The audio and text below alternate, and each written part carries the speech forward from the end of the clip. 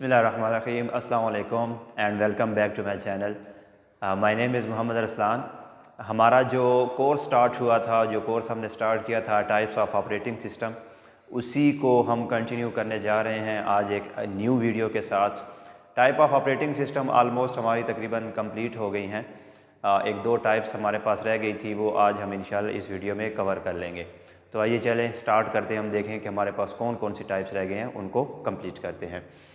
हमारा आज का लेक्चर जो है वो मुश्तमिल होगा parallel operating system, parallel processing operating system, और दूसरी हमारे पास जो टाइप है वो होगी जी डिस्ट्रीब्यूटेड ऑपरेटिंग सिस्टम।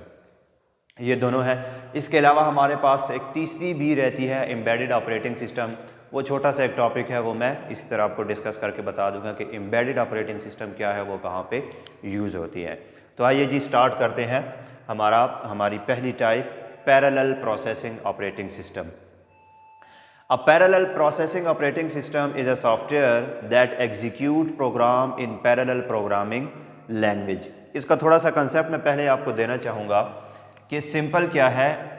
हमने एक टॉपिक हमने पहले पढ़ा था, उसमें ये था, टॉपिक का नाम था मल्टी प्रोसेसर सिस्टम हमारे पास मौजूद होते हैं, मल्टी प्रोसेसर। तो ये पैरेलल ऑपरेटिंग सिस्टम या पैरेलल प्रोसेसिंग ऑपरेटिंग सिस्टम जो हमारे पास विंडो है या ऑपरेटिंग सिस्टम है, इस विंडो को हम उसी मल्टी प्रोसेसर ऑपरेटिंग सिस्टम के अंदर इंस्टॉल करते हैं और फिर आगे की क्या कहानी है वो हम अभी देख लेते हैं।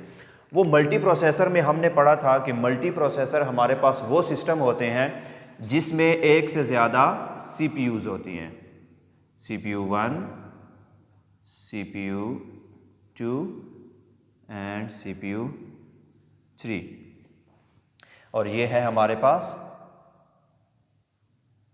Multi processor. मतलब ये एक सिस्टम है मल्टी प्रोसेसर, और मल्टी प्रोसेसर हम उस सिस्टम को कहते हैं जिसमें एक से ज़्यादा CPUs होती हैं। तो इसको चलाने के लिए, एक से ज़्यादा CPUs को पैरेलल चलाने के लिए हमें ज़रूरत पड़ती है एक ऑपरेटिंग सिस्टम की। वो ऑपरेटिंग सिस्टम हमारे पास है पैरेलल प्रोसेसिंग ऑपरेटिंग सिस्टम। अब उसी की डिफिनीशन, अब इसको देखकर हम ये डिफिनीशन देखते हैं तो हमारे ज़हन में ये पॉइंट क्लियर हो जाएगा कि क्या चीज़ है parallel processing. Operating system is a software that execute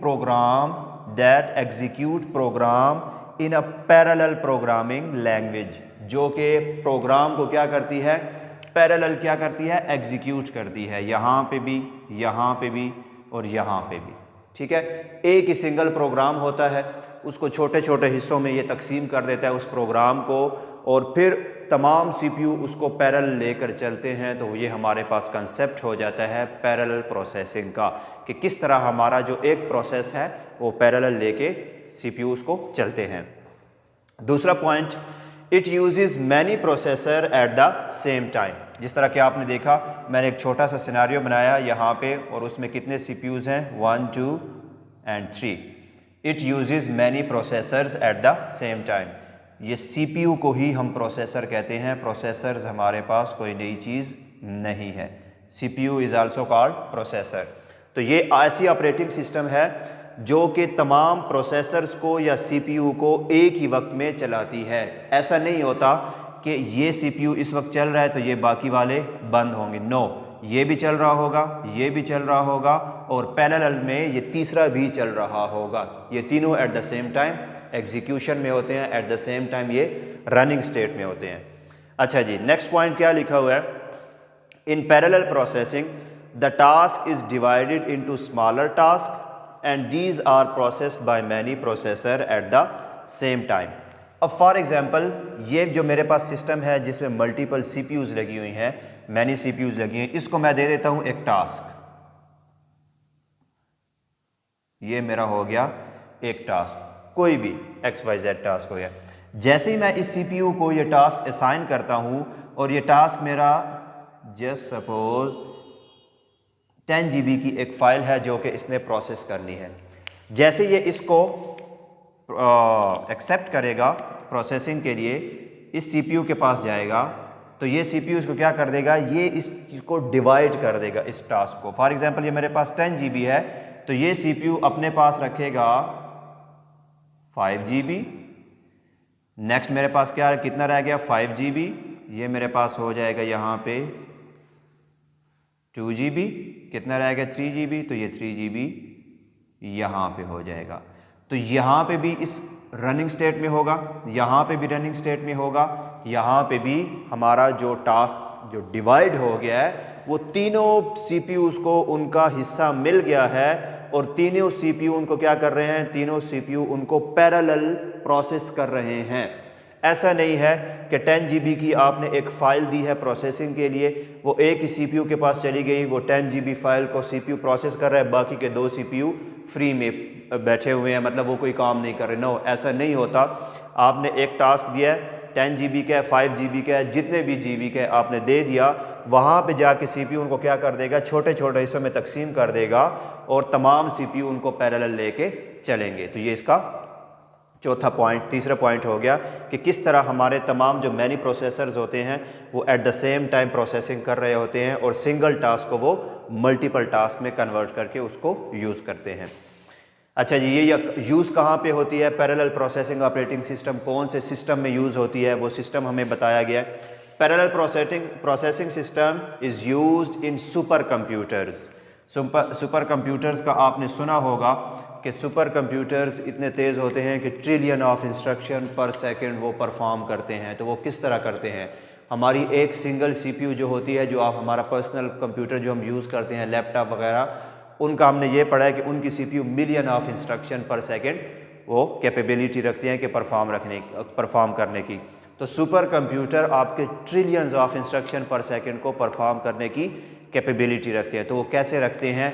इस वजह से रखते हैं क्यों दैट हैव मैनी प्रोसेसर, क्योंकि उनके पास एक से ज़्यादा प्रोसेसर्स होते हैं। तो वो एक से ज़्यादा प्रोसेसर पैरेलल चल रहे होते हैं।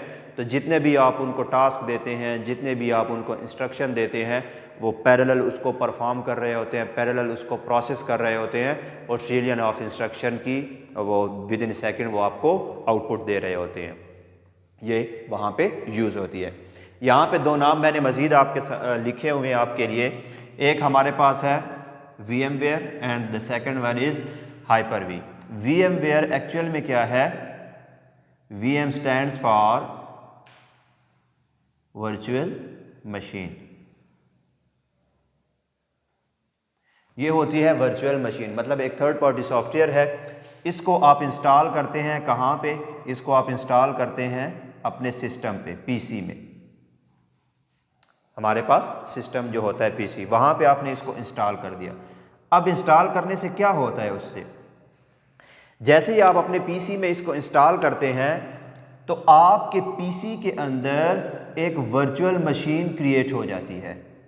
ये एक वर्चुअल मशीन क्रिएट हो जाती है। जैसे मैं कहता हूँ आपके आपका जो पीसी है, आपका लैपटॉप जो है, उसमें आपके पास मौजूद है विंडो 10 आपके पास चल रही है हार्डवेयर्स पे।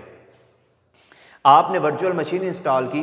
वर्चुअल मशीन क्या करता है? उसने उस पीसी के अंदर वर्चुअली एक दूसरा पीसी बना दिया, एक दूसरा कंप्यूटर बना दिया है। अब आप उस वर्चुअल मशीन के अंदर अगर इंस्टॉल कर लेते हैं विंडो 7 तो ये भी काम करेगी, ये भी काम करेगी। एक ही सिस्टम के अंदर आपने 2 विंडो इंस्टॉल कर ली हैं। अब देखें, ये हमारे पास क्या है? ये हमारे पास फिजिकली ये हार्डवेयर मौजूद है, ये पीसी हमारे पास मौजूद है, लेकिन ये पीसी कहाँ से आया? जिसमें विंडो 7, एक ही सिस्टम के अंदर हमने विंडो 10 भी चला रहे हैं, एक ही सिस्टम के अंदर एट द सेम टाइम हम विंडो 7 भी चला रहे हैं, लेकिन किस में चला रहे हैं? वर्चुअल मशीन में चला रहे हैं। तो ये हमारे पास एक लॉजिकल सिस्टम बन जाता है जिसके पास अपनी मेमोरी भी होती है।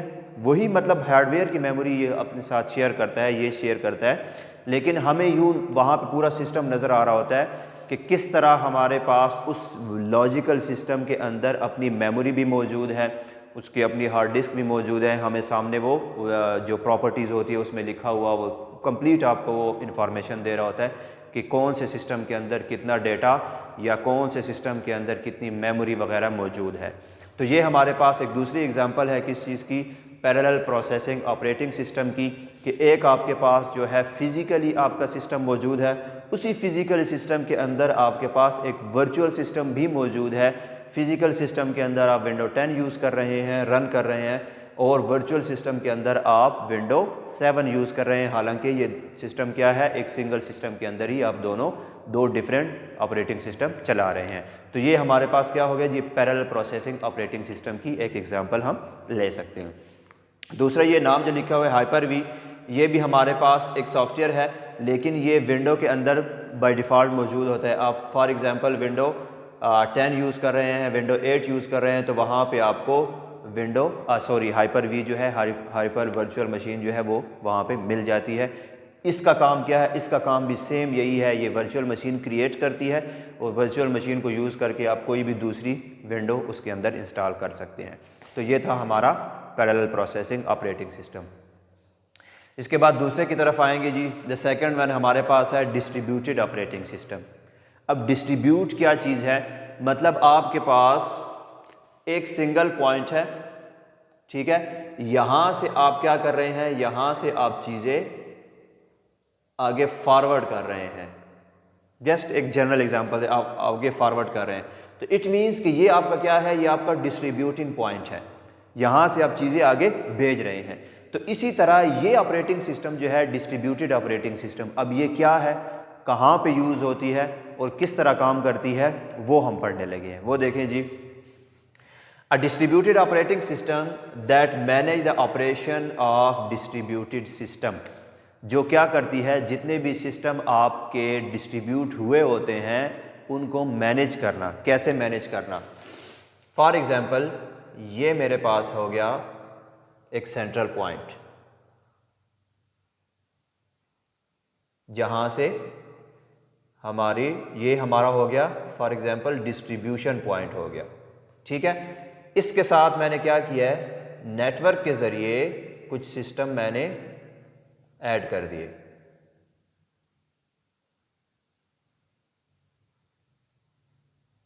एक सिस्टम मेरा ये हो गया, दूसरा सिस्टम है यहाँ पे,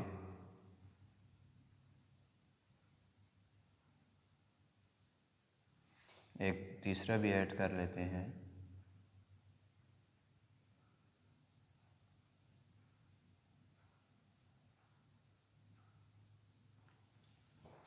अब ये मेरे पास क्या है, this point is the distribution point, ये मेरे पास हो गया डिस्ट्रीब्यूशन पॉइंट। और इसके साथ क्या है, 1 2 एंड 3, 3 सिस्टम कनेक्टेड हैं। लेकिन ये 3 सिस्टम कहाँ से कंट्रोल हो रहे हैं, कहाँ से मैनेज हो रहे हैं, फ्रॉम हेयर, यहाँ से ये मैनेज हो रहे हैं। और किसके ज़रिए हो रहे हैं, डिस्ट्रीब्यूटेड ऑपरेटिंग सिस्टम के ज़रिए हो रहे हैं। क्योंकि यहाँ पे हमने वो सॉफ्टवेयर इंस्टॉल किया हुआ है, इसी सॉफ्टवेयर के ज़रिए हम क्या कर रहे हैं, हमने यहाँ पे भी कुछ चीज़ दी हुई है, यहाँ पे भी कोई सॉफ्टवेयर दिया हुआ है, यहाँ पे भी कोई इंस्ट्रक्शन दी हुई है, लेकिन इन तमाम को हम मैनेज कहाँ से कर रहे हैं, यहाँ से कर रहे हैं। तो this is the scenario, this is the concept of distributing operating system या distributed operating system that manage the operation of distributed system. ये हमारे डिस्ट्रीब्यूटेड सिस्टम है जिसको मैनेज करना डिस्ट्रीब्यूटेड ऑपरेटिंग सिस्टम का काम है। दूसरा पॉइंट है, a distributed operating system allows execution of software on different system in a network. अब ये हमारे पास जो सिनेरियो मैंने आपके सामने बनाया है, ये तमाम एक क्या बन गया, ये मेरे पास बन गया है एक नेटवर्क बन गया, ये एक नेटवर्क बन गया है। अब वो आपको ये बता रहे हैं कि ये ऑपरेटिंग सिस्टम वहाँ पे यूज़ होती है जहाँ पे एक नेटवर्क के अंदर जितने भी आपके डिस्ट्रीब्यूटेड सिस्टम कनेक्टेड होती हैं, उन तमाम सिस्टम पे ये अलाउ करता है किसी ख़ास सॉफ्टवेयर का यूज़। आपने कि कोई भी सॉफ्टवेयर यूज़ करना है, यहाँ से अगर अलाउ है तो आप यहाँ पे यूज़ कर सकते हैं। अगर यहाँ से एक सॉफ्टवेयर अलाउ नहीं है तो फिर क्या होगा, फिर आप कोई भी सॉफ्टवेयर, वो ख़ास सॉफ्टवेयर जो है जिसको उन्होंने यहाँ से डिस अलाउ किया है, तो आप किसी भी XYZ सिस्टम के अंदर उसको यूज़ नहीं कर सकते। क्यों नहीं कर सकते? क्योंकि आपकी तमाम कंट्रोलिंग कहाँ से हो रही है, इस पॉइंट से हो रही है। और यहाँ पे आपके पास ऑपरेटिंग सिस्टम इंस्टॉल्ड है डिस्ट्रीब्यूटेड ऑपरेटिंग सिस्टम। अच्छा जी, इससे नेक्स्ट पॉइंट का क्या लिखा हुआ है, distributed operating system is best for building and deploying powerful application running across many different users. कहाँ पे यूज़ होती है या इसका फ़ायदा क्या है, बेस्ट यूजेज कहाँ है? बेस्ट यूजेज हमारा इसका है नेटवर्क के अंदर, क्योंकि नेटवर्क में एक हमारे पास सेंट्रलाइज कंप्यूटर होगा, ठीक है, जिस तरह एक सर्वर और क्लाइंट का सिनारियो है।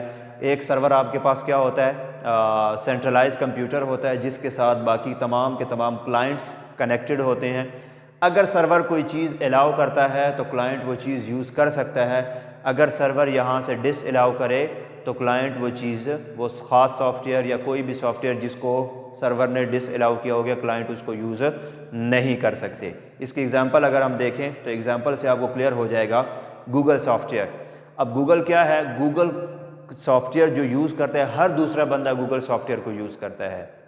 हर दूसरा बंदा गूगल सॉफ्टवेयर को अपने मोबाइल के अंदर, अपने सिस्टम के अंदर, अपने लैपटॉप के अंदर, कोई भी उसके पास मशीन है उसके अंदर वो गूगल सॉफ्टवेयर यूज़ कर रहा है। तो क्या हुआ है, अब वो सारी कंट्रोलिंग कहाँ से हो रही है? गूगल में कोई चीज़ आप सर्च कर रहे हैं, आपको रिजल्ट आ रहे हैं, तो किधर से आ रहे हैं? गूगल के सर्वर से ही आ रहे हैं ना। गूगल के सर्वर ने अलाउ किया हुआ है तो आपने उनके सर्वर को एक्सेस किया है, वहाँ से कोई चीज़ सर्च की है तो आपको मिल रही है। अगर गूगल सर्वर आज ही कोई चीज़ डिस अलाउ कर देता है तो आप वो चीज़ गूगल के अंदर सर्च करके नहीं देख सकते। क्यों नहीं देख सकते? क्योंकि वहाँ से सर्वर ने उसको डिस अलाउ कर दिया है। तो ये आपके पास एक एग्जांपल है। दूसरा क्लाउड कंप्यूटिंग। क्लाउड कंप्यूटिंग की एग्जांपल देखें। अब यहाँ पे मिसाल के तौर पे ये आपके पास एक सर्वर है, ठीक है, तो इसमें क्लाउड कंप्यूटिंग का कंसेप्ट क्या है? क्लाउड कंप्यूटिंग का कंसेप्ट यही है ना कि आप क्लाउड कंप्यूटिंग का सर्वर यूज़ करते हुए क्या कर सकते हैं, अपना डेटा वगैरह उसके अंदर स्टोर कर सकते हैं। जिस तरह वन ड्राइव की एग्जांपल हमारे पास है। अमेज़ॉन भी क्लाउड कंप्यूटिंग की मतलब वो आपको देता है, ऑफ़र करता है, आप उनको पे करते हैं, वो आपको फ्री स्पेस दे देते हैं। अगर वो नहीं किसी ने यूज़ की तो वन ड्राइव या गूगल ड्राइव के नाम से अगर आप जो लोग जानते हैं तो वो भी क्लाउड कंप्यूटिंग ही है। उसमें आप क्या करते हैं, वो आपको 15 GB 20 GB तक फ्री स्पेस देते हैं, आप उसके अंदर अपना डेटा स्टोर कर देते हैं। तो वो आप कैसे स्टोर कर रहे हैं? वो आप ऐसे स्टोर कर रहे हैं कि गूगल ने वन ड्राइव या गूगल ड्राइव ने अलाउ किया हुआ है कि 15 GB स्पेस इसके लिए भी है, 15 GB इसके लिए भी है, 15 GB इसके लिए भी है। अगर आज गूगल 15 से 5 GB कर दे तो आप उसके अंदर 5 GB से ज़्यादा डेटा स्टोर नहीं कर सकते।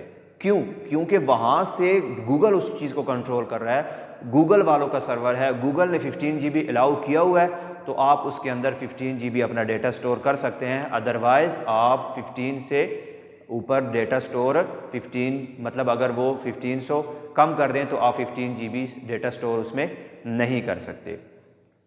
तो ये था हमारा डिस्ट्रीब्यूटेड ऑपरेटिंग सिस्टम। आपने देखा इसकी एग्जांपल कि कौन सी एग्जांपल हैं, कहाँ पे ये हम यूज़ कर सकते हैं और किस तरह हम इसको यूज़ कर सकते हैं, या इसका बेस्ट यूज़ कहाँ पे है, एक चीज़। दूसरा हमारे पास था पैरेलल प्रोसेसिंग ऑपरेटिंग सिस्टम।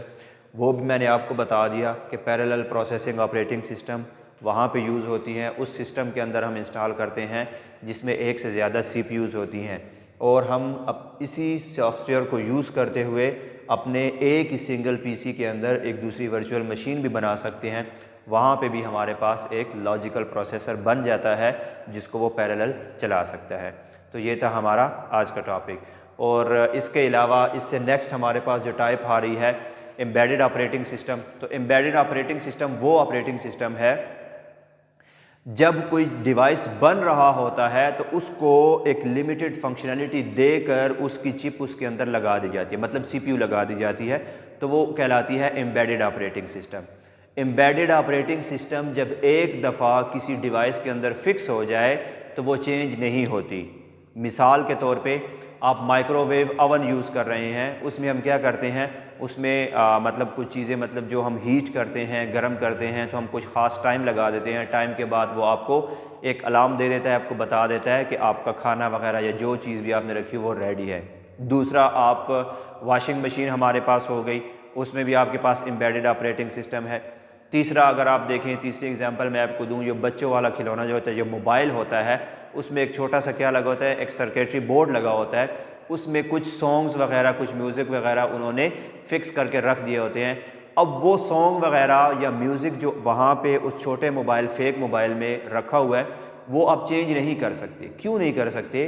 क्योंकि जब वो मोबाइल बन रहा था, जब उसका सर्किटरी बोर्ड तैयार हो रहा था, तो उसके अंदर वो म्यूज़िक वगैरह उसी वक्त फ़िक्स कर दिए गए थे। तो अब चाहे आप उसके अंदर जितने मर्ज़ी सॉफ्टवेयर इंस्टॉल करते रहें, वो चीज़ वहाँ से चेंज नहीं होगी। अगर आपने चेंज करना है तो क्या करना होगा, आपको पूरा का पूरा बोर्ड चेंज करना होगा, जो कि मुश्किल काम है और जो आप खुद नहीं कर सकते। आपको किसी जाना होगा हार्डवेयर वाली शॉप पे, वहाँ पे, या किसी जहाँ से वो कंपनी, जिस कंपनी ने वो चीज़ बनाई हुई है, वहाँ पे आपको जाना होगा, तो आपको पूरा बोर्ड चेंज करना होगा। एम्बेडेड ऑपरेटिंग सिस्टम सिंपल वो सिस्टम है जिसको आप सॉफ्टवेयर के ज़रिए चेंज नहीं कर सकते, आपको पूरा का पूरा बोर्ड चेंज करना होता है। तो ये था हमारा आज का topic, distributed operating system, parallel operating system and embedded operating system. I hope कि इंशाल्लाह समझ आई होगी। अगर फिर भी किसी का कोई क्वेश्चन हो तो आप कमेंट्स में हमें ज़रूर